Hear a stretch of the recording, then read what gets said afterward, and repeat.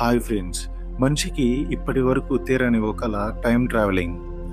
గతంలోకి వెళ్ళాలి అని, భవిష్యత్తును తెలుసుకోవాలని మనిషి ఎప్పుడూ ఇంట్రెస్ట్ చూపిస్తాడు. దీనికోసం సైంటిస్టులు కూడా పరిశోధనలు కొనసాగిస్తూ ఉన్నారు. ఈ అంశంపైనే అనేక సైన్స్ ఫిక్షన్ సినిమాలు కూడా మనం చూసాం.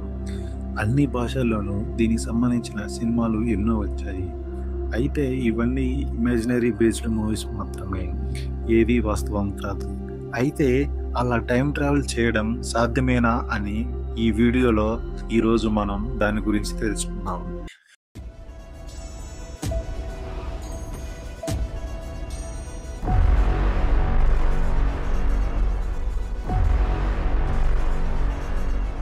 నిజానికి టైం ట్రావెలింగ్ సాధ్యమేనని పరిశోధకులు చెబుతున్నారు.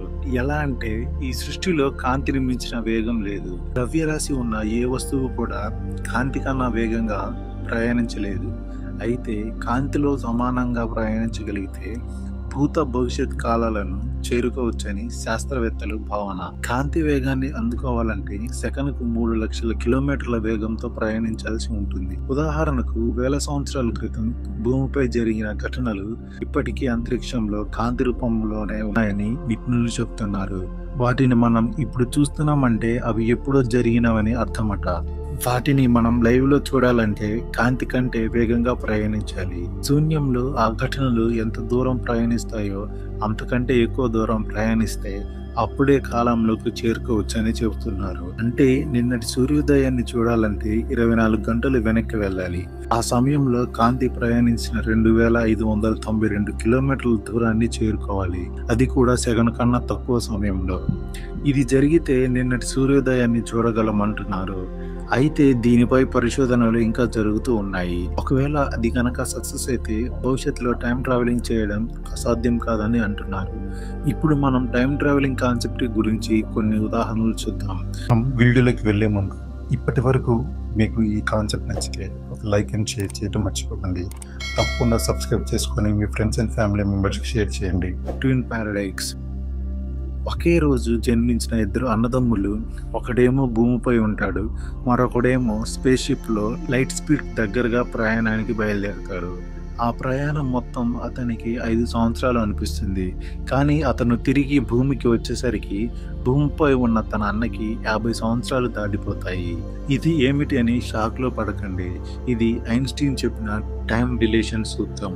స్పీడ్ పెరిగితే సమయం నెమ్మదవుతుంది. అంటే మనం భవిష్యత్తులోనికి నడిచే బాట ఇది.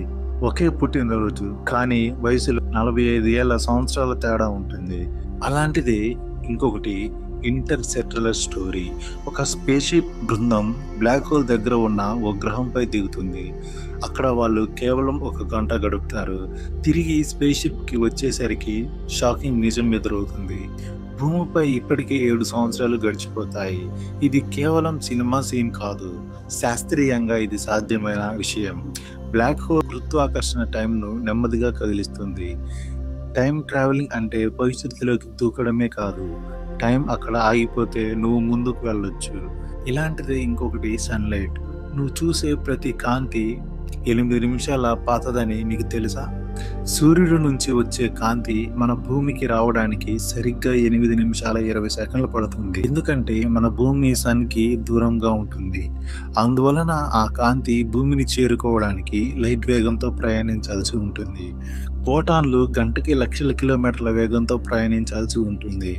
అదే లైట్ స్పీడ్. అంటే మనం చూస్తున్న సూర్యుడు నిజానికి 8 నిమిషాల 20 సెకండ్ల గతకాలంలో ఉన్న సూర్యుడు. అంటే మనం పాస్ట్లోకి ట్రావెల్ చేయగలుగుతున్నాం. ఒక సాధారణ కారు లాగా కనిపించే డెరోలియన్ అనే కారు టైం మెషిన్ లాగానే పనిచేస్తుంది. డాక్టర్ బ్రౌన్ అనే శాస్త్రవేత్త దాన్ని డిజైన్ చేశారు. ఆ కారులో కూర్చొని ఒక కోఆర్డినేట్ వేసి నేరుగా 1955లోకి వెళ్ళిపోతాడు. అక్కడ గతాన్ని మార్చి భవిష్యత్తును మళ్ళీ డిజైన్ చేయాలని అనుకుంటాడు. ఇది కేవలం కథ కాదు, మనలో చాలా మందిలో టైం ట్రావెల్ అన్న కళను రేపిన ప్రయాణం. అలానే రియల్గా జరిగిన స్టోరీ. జాన్ టిటో 2000 నుంచి 2001 మధ్య సంవత్సరంలో అమెరికాలోని న్యూస్ బులెటిన్లో జాన్ టిటర్ అనే మాట బాగా వినిపించింది. ఎందుకంటే జాన్ టిటర్ 2036 సంవత్సరం నుంచి టైం ట్రావెల్ చేసి 2000 సంవత్సరంలోకి వచ్చాడని ప్రచారం జరిగింది. అతను అమెరికా మిలిటరీకి చెందినవాడని చెప్పుకుంటున్నారు. అతడు భవిష్యత్తులో ఏమేం చేయబోతున్నాడో ముందే చెప్పాడని ప్రచారం జరిగింది. అతను చెప్పిన వాటిలో అమెరికా అణ్వాయుధ యుద్ధం, న్యూక్లియర్ వార్ కూడా ఉంది. అయితే ప్రైవేట్ ఇన్వెస్టిగేటర్ అసలు ఎవరి జాన్ అని లోతుగా అధ్యయనం చేశారు. ఏ వివరాలు కనుక్కోలేకపోయారు. అకస్మాత్తుగా అతను ఏమైపోయాడో ఇంకా అంతుపట్టలేదు.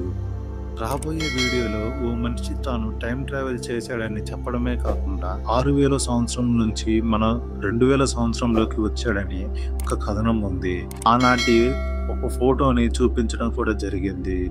ఈ స్టోరీ అంతా మనం రాబోయే వీడియోలో చూసుకుందాం. ఆలోపు మిస్ అవ్వకుండా మన ఛానల్ని సబ్స్క్రైబ్ చేసి పక్కనే ఉన్న బెల్ ఐకాన్ని ఆన్లో ఉంచుకోండి. ఇలాంటి ఇంకెన్నో సైంటిఫిక్ ఫ్యాక్ట్స్ కోసం మన ఛానల్ సబ్స్క్రైబ్ చేసుకోండి. Thank you for watching. మళ్ళీ కలుద్దాం.